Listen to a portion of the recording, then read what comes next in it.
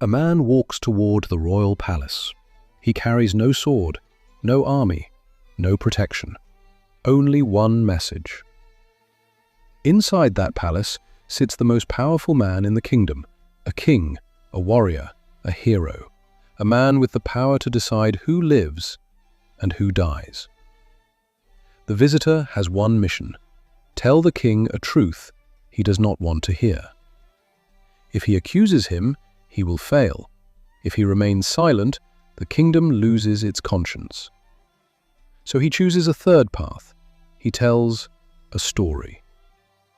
Nearly 3,000 years later, that story remains one of the greatest lessons in story resonance ever told. There was an obvious way to confront the king.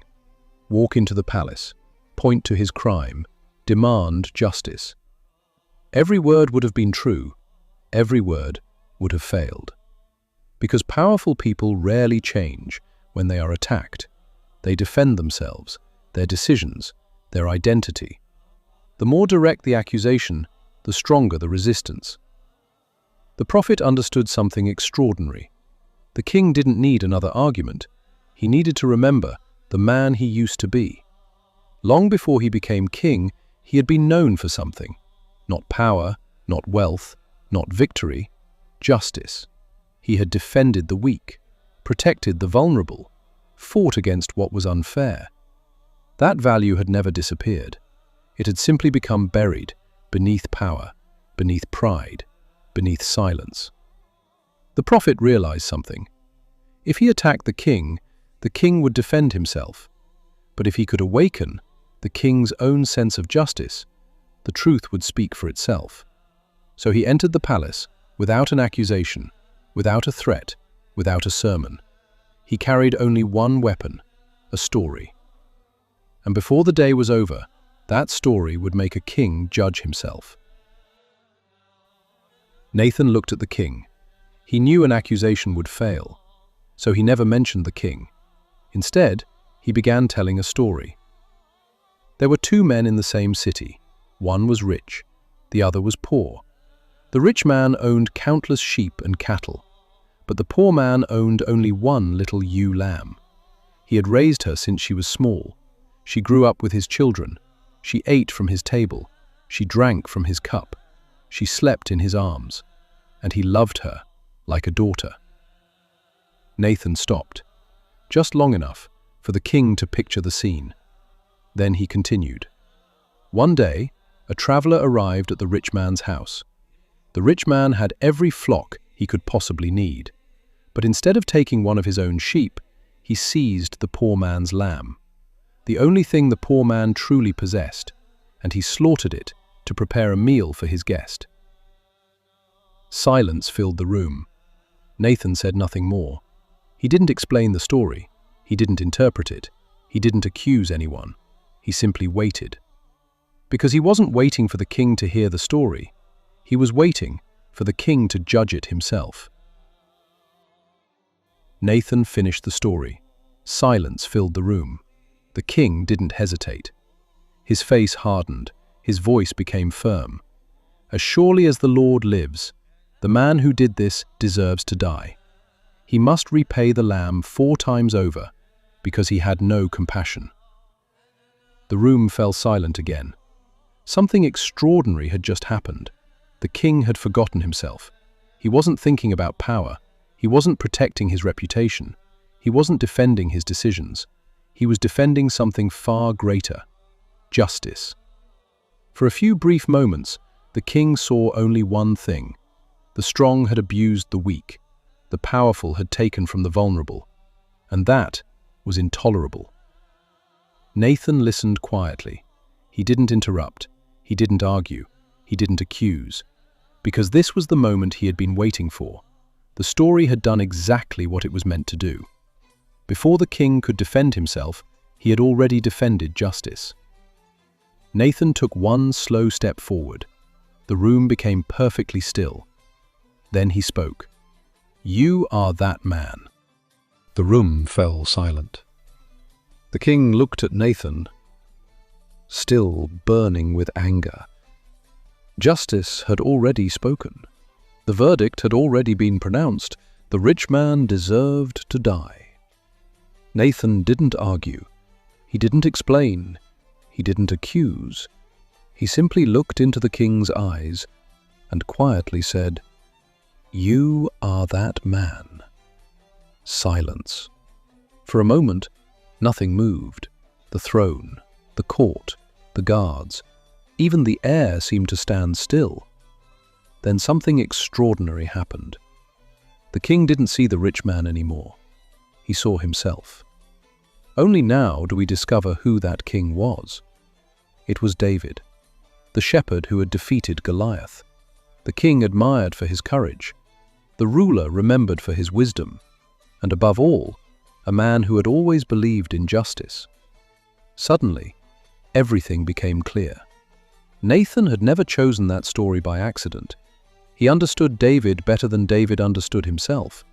He knew David's greatest strength was also the only path back to his conscience.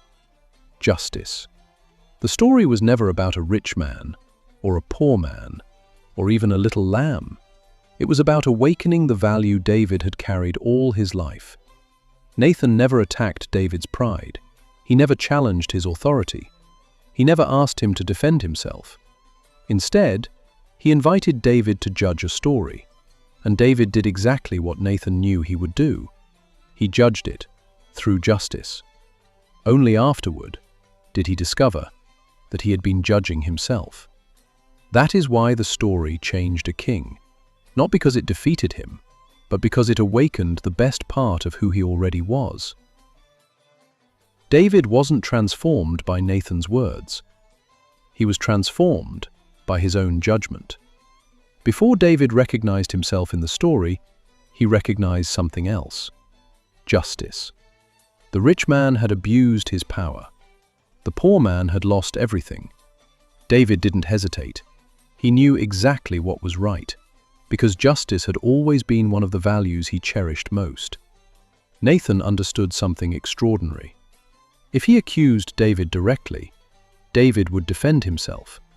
But if he awakened David's deepest value first, David would discover the truth himself. That is why Nathan never began with David. He began with justice. The story wasn't chosen by chance. It was carefully built around the value Nathan knew already lived inside the king. Nathan never tried to give David a new value. He reminded him of the one he had forgotten. And when David recognized justice inside the story, he was finally able to recognize himself. That is story resonance. The story never forced David to change. It awakened the best part of who he already was. Human beings rarely resist their own values. They resist when others try to impose them. That is why the greatest leaders, the greatest teachers, the greatest negotiators, and the greatest storytellers never begin by attacking people. They begin by awakening the values people already carry. Because the greatest stories never tell us who we should become. They remind us who we already are. Nathan never tried to convince David. He never argued with him. He never accused him. He never attacked his pride. Instead, he chose something far more powerful. He chose a story. But not just any story. A story built around a value David had carried all his life: justice. Nathan knew David, not simply as a king, but as a man. He knew David believed the powerful should protect the weak, that the innocent deserved justice, that abusing power was wrong. Nathan didn't invent those values. David already believed them. The story simply awakened them. Before David recognized himself, he recognized justice. And once justice spoke, David could no longer hide behind his crown, or his power, or his excuses. Only then did Nathan say, "You are that man." The story didn't change David's values. It reminded him of the values he had forgotten. That is why the story transformed a king. The greatest stories never force us to believe something new. They awaken the deepest values we already carry. That is the true power of story resonance. It doesn't impose meaning. It reconnects us with the meaning that was already waiting inside us. Nathan never gave David a new value. He reminded him of one he had always carried: justice.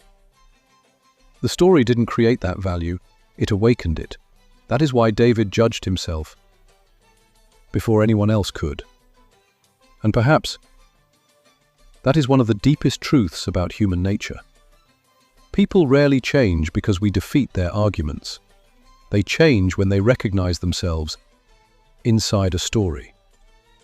Because the greatest stories never tell us what to believe. They awaken what we already believe. They never force us to become someone else. They remind us of who we already are. Nathan understood that nearly 3,000 years ago. He didn't fight the king. He didn't shame the king. He didn't accuse the king. He trusted something far more powerful. That truth becomes irresistible when people discover it for themselves. That is why this story has survived for centuries. Not because it changed a king, because it revealed how human beings change. Stories don't change people. They awaken the values, the courage, and the humanity that were already waiting inside them. And perhaps that is the greatest lesson in story resonance ever told. 3,000 years have passed. Kings have changed. Kingdoms have disappeared. Technologies have transformed the world. Yet human nature has changed very little. We still defend our beliefs. We still protect our identities. We still resist when people attack us. And we still change when a story awakens something we already carry within us. That is why the greatest stories never grow old. They continue teaching us because they continue revealing us. If this story changed the way you think about leadership, about influence, or simply about human nature, I invite you to continue this journey with us. Subscribe, because every story we explore reveals another hidden principle of how people think, how they decide, and how they change. In our next story, we'll discover another timeless lesson that still shapes the way we lead today. Until then, remember this: the greatest stories never tell us who we should become. They remind us who we already are.